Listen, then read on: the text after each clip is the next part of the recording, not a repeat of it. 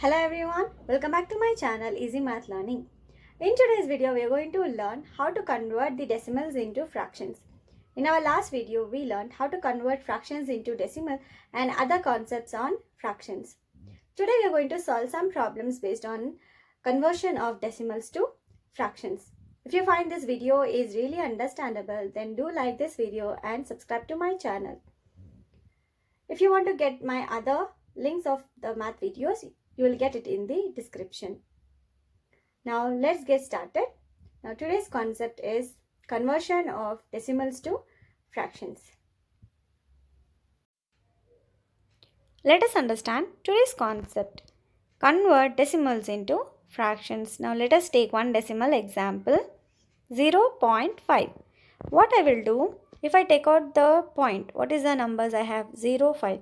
0, 5 is nothing but 5 only. So that 5 I will write in the numerator. Now after the point, how many numbers do we have? One number, one decimal part we have. So I will write 1 0 in the denominator along with 1. So the fraction will be 5 by 10. Let us take another example, 0.25.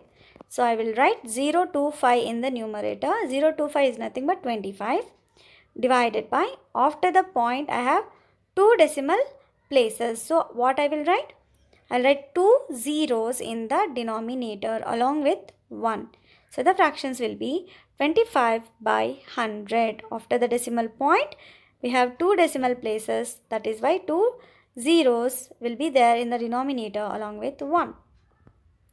Next, 0.234. Here, 234 will be in the numerator divided by, after point I have 3 decimal places, which means 3 zeros will be there in the denominator along with 1. So that will become 234 divided by 1000. Here, the whole number is 0. It is 0.5, 0.25, 0.234. If we have a whole number also, like for example 7.3, how will we write the in fraction form? Simple, write 73, write all the numbers divided by, after the point we have one decimal place, so there will be 1 0 in the denominator along with 1. So it is 73 by 10. If we see 7 is a whole number, if I write the whole number separate, it will be 0.3. 0.3 we can write as 3 by 10. 7, 3 by 10. This is the mixed fraction. Now 13.28. So numerator we can easily write 1328 divided by, after the decimal point we have 28. 2 decimal places. So in the denominator we have 100. 1328 divided by 100. Now how do we write in mixed fraction? 13 is a whole number, so write 13. 0.28. 0.28 is 28 by 100. Next problem, 432.321. This is the way we read the decimal numbers. We don't read like 432.321. No. We read 432.321. Now how do we write this in fraction way? Write all the numbers in the numerator.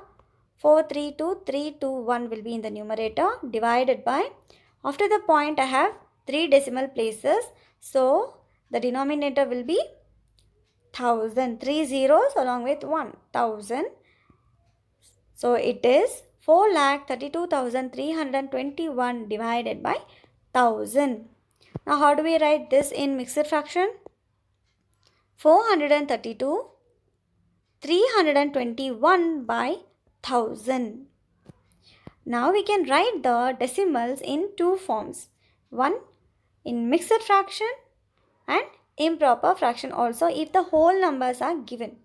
If there is no whole numbers like 0.5, 0.25, then the fractions will be in proper fraction. Now, when we write the fractions, we can further simplify the fractions. We can keep For example, 0.5 equals to 5 by 10. 5 by 10 I can simplify further. Like 5 ones are 5, 5 twos are 10. It's nothing but 1 by 2. 0.5 is 5 by 10, which is nothing but 1 by 2. We can still simplify these fractions further. Let us see how can we do that. Now here again I have taken 0.25. 0.25 in fraction form as 25 by 100. Now 25 and 100 can be divided by 25 itself.